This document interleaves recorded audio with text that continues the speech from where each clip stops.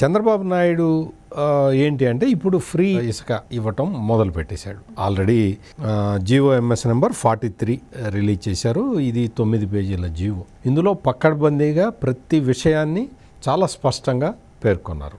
ఎట్లా ఉండాలి, ఏంటి పాలసీ ఏంటి అనేది. ఇంతకు ముందర అంటే 2014 నుంచి 2019 వరకు జరిగిన విధానాలని మనం పరిశీలిస్తే అప్పుడు ఇసుక దొరకట్లేదు, దీనివల్ల చాలా అన్యాయం జరుగుతున్నది, తెలుగుదేశం పార్టీ నాయకులు మొత్తం అందరూ కూడా ఇసుకని దోచుకు తింటున్నారు అని జగన్మోహన్ రెడ్డి సోషల్ మీడియాలో విపరీతంగా ప్రచారం చేశాడు.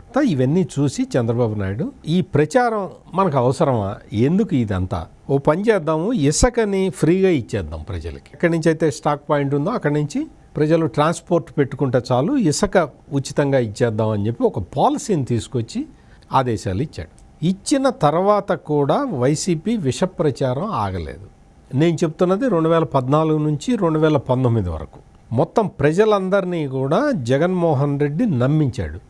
ఉచిత ఇసుక పాలసీని పెట్టి చంద్రబాబు నాయుడు ప్రజల్ని మోసం చేస్తున్నాడు అన్న అభిప్రాయాన్ని కలిగించాడు. ఇందులో చాలా పక్కడ్బందీగా మొత్తం అంతా సోషల్ మీడియా ఇంజనీరింగ్ చేసి జగన్మోహన్ రెడ్డి సఫలీకృతుడయ్యాడు. 2019లో అధికారంలోకి వచ్చేసాడు. 2019లో ఎప్పుడైతే జగన్మోహన్ రెడ్డి అధికారంలోకి వచ్చాడో, అంటే జగన్మోహన్ రెడ్డి అధికారంలోకి వచ్చిందే ఎక్కడెక్కడ మనం సంపాదించుకోవాలని ప్లాన్ వేసుకొని వచ్చాడు. కాబట్టి ఈ ఇసుక మీద ఏ విధంగా చేయాలో ఆయనకి తెలుసు. కాబట్టి జేపీ వెంచర్స్ అనే ఒక కంపెనీని తీసుకొచ్చి దించాడు. ఆ జేపీ వెంచర్స్ అనే కంపెనీ వీళ్ళందరి బినామీ అని చెప్పి అందరికీ తెలుసు. ఆ కంపెనీ తీసుకొచ్చి ఏదో ఒక 2-3 కంపెనీలు టెండర్లు వేసినట్టు రాష్ట్రంలో ఇసుక తవ్వుకోవటానికి ప్రైవేట్ కంపెనీలు మొత్తం టెండర్లు అనమాట. ఇందులో ఎక్కువ కోడ్ చేసిన జేపీ వెంచర్స్కి ఇది ఇస్తున్నట్టు మొత్తం పెట్టేసి ఒక ప్రైవేట్ కంపెనీకి ఇసుక తవ్వకాన్ని అప్పగిచ్చేసాడు జగన్మోహన్ రెడ్డి. వాళ్ళు ఏం చేశారంటే ఈ లోకల్ లీడర్స్ తోటి వాళ్ళు టైఅప్ అయిపోయారు. అందరూ ఒకటే పార్టీ కదా, అది ప్రైవేట్ కంపెనీ కానీ అందరూ ఒకటే పార్టీకి సంబంధించిన మనుషులు కదా. అందుకని అందరూ కలిసి వాళ్ళకి తెలియకుండా ఎవడో ఇసుక తవ్వటానికి వీల్లేదు. ఈ తరహాలో చేసేసిన తర్వాత ఇది ఇసుక పాలసీ మారంగానే ఏమైపోయింది అంటే మొత్తం ఆంధ్రప్రదేశ్ రాష్ట్రంలో కన్స్ట్రక్షన్ యాక్టివిటీ ఆగిపోయింది. భవన నిర్మాణ కార్యకలాపాలు ఎక్కడా జరగల, అన్నీ ఆగిపోయినాయి. దాంతో దాదాపు 40 లక్షల మంది భవన నిర్మాణ కార్మికులకి ఉపాధి పోయింది. ఇసుక, సిమెంటు, ఇటుక వీటికి సంబంధించిన ఈ పరిశ్రమలో అందరూ బతుకుతారు, మేస్త్రీలు బతుకుతారు. ఆ తర్వాత మొత్తం ఇదంతా అయిపోయిన తర్వాత కార్పెంటర్లు, ప్లంబర్లు, ఎలక్ట్రీషియన్లు ఇట్లా మొత్తం వీళ్ళందరూ కూడా భవన నిర్మాణ కార్యక్రమాలు చేసేవాళ్ళు అనమాట. అధిక సంఖ్యలో ఉంటారు ఆంధ్రప్రదేశ్లో. వాళ్ళందరికీ పని లేకుండా పోయింది. దాంతో వాళ్ళు పక్క రాష్ట్రాలకి, బెంగళూరుకి, చెన్నైకి, హైదరాబాద్కి వలస వెళ్ళిపోవటం ఆరంభమైపోయింది.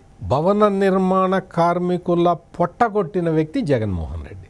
ఈ చేయడమే కాకుండా ఈ ఇసుక ఎప్పుడైతే నీకు మొత్తం అమ్ముకోవటం మొదలుపెట్టి ఇదంతా చేయటం మొదలుపెట్టాడో ఇవన్నీ కూడా ఏంటి అంటే క్యాష్ ఇవ్వాలి.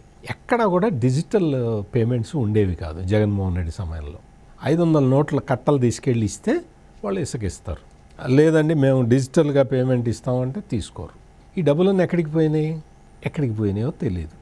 ఆ డబ్బులన్నీ, ఆ నోట్ల కట్టలన్నీ ఎక్కడికి పోయినాయి, ఇసుక కొన్న నోట్ల కట్టలే ఎక్కడికి పోయినాయి అనేది మనకు క్లియర్గా మనకి అర్థమైపోతుంది. ఇప్పుడు ఏంటి అంటే ఇప్పుడు కొత్తగా చంద్రబాబు నాయుడు తీసుకొచ్చిన పాలసీలో ఈ జీవోఎంఎస్ నెంబర్ 43లో క్లియర్ కట్గా చెప్పారు, only digital payments will be accepted. అంటే గవర్నమెంట్కి డబ్బులు కట్టాలి, ప్లస్ ఇసుకకి డబ్బులు వసూలు చేయకూడదు. మరి ఇప్పుడు వసూలు చేసే డబ్బులు ఏంటి? ట్రాన్స్పోర్ట్ కాస్ట్, ఇసుక హ్యాండ్లింగ్ ఛార్జెస్ ఉంటాయి కదా, ఆ ఇసుక హ్యాండ్లింగ్ ఛార్జెస్ని పెడతారు. వైసీపీ సోషల్ మీడియాలో ఏంటి అంటే ఈ ఇసుక హ్యాండ్లింగ్ ఛార్జీలు వీటన్నిటి మీద తప్పుడు వార్తల్ని ప్రసారం చేస్తూ ఉన్నారు. అంతకు ముందర ఉండేది 2000కు వచ్చేది 13,000 అయింది, 14,000 అయింది అని ప్రచారం చేస్తున్నారు. అది చాలా తప్పుడు ప్రచారం. ఇక్కడ ఏంటంటే ఇసుకకి కాస్ట్ లేదు, ట్రాన్స్పోర్ట్ ఛార్జెస్ మాత్రమే కట్టాలి వినియోగదారుడు. ట్రాన్స్పోర్ట్ ఛార్జీలు ఎట్లా ఉంటాయి? ఇసుక రీచ్కి మీరు దగ్గరలో ఉంటే తక్కువ ఉంటుంది, ఇసుక రీచ్కి దూరంగా ఉంటే ఎక్కువ ఉంటుంది. ఎంత ఎక్కువ ఉన్నా కానీ జగన్మోహన్ రెడ్డి ఇచ్చిన దానికన్నా తక్కువే. జగన్మోహన్ రెడ్డి టైంలో నీకు మొత్తం ఇసుక బ్లాక్ మార్కెట్లో అమ్మారు కదా. ఇప్పుడు ఆ ఇది లేదు. ఆధార్ కార్డు ఇవ్వాలి, ఫోన్ నెంబర్ ఇవ్వాలి, ఇసుక తెచ్చుకోవాలి. ఇప్పుడు వైసీపీ సోషల్ మీడియా వాళ్ళు చెప్తున్నది ఏంటి అంటే వాళ్ళు ఇంకో కొత్త తరహా ప్రచారం ప్రారంభించారు. అంటే ఇదంతా కూడా మళ్ళీ ప్రజలలో ఒక రకమైన అపోహ మళ్ళీ రావాలి, వాళ్ళు దోచుకున్నది కనపడకుండా చేయాలి, ఇప్పుడు తెలుగుదేశం వాళ్ళు ఏదో దోచుకుంటున్నారని ప్రచారం చేయాలి. ఇక్కడ శాండ్ పాలసీ అనేది ఎందుకు తీసుకొస్తున్నాం, ఫ్రీగా ఎందుకు ఇస్తున్నాం అనేది కూడా స్పష్టంగా చెప్పారు. శాండ్ ఫ్రీగా ఇవ్వటం వల్ల ఏమవుతుంది అంటే రాష్ట్రంలో కన్స్ట్రక్షన్ యాక్టివిటీ పెరుగుతుంది.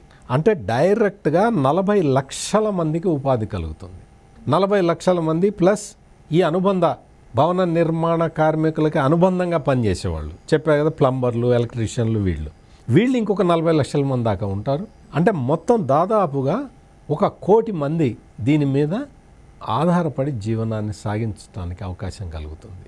ప్లస్ యాక్టివిటీ పెరుగుతుంది, కన్స్ట్రక్షన్ యాక్టివిటీ, రియల్ ఎస్టేట్ రంగం పుంజుకుంటుంది. దీనివల్ల ప్రభుత్వానికి ఉపయోగం ఉంటుంది.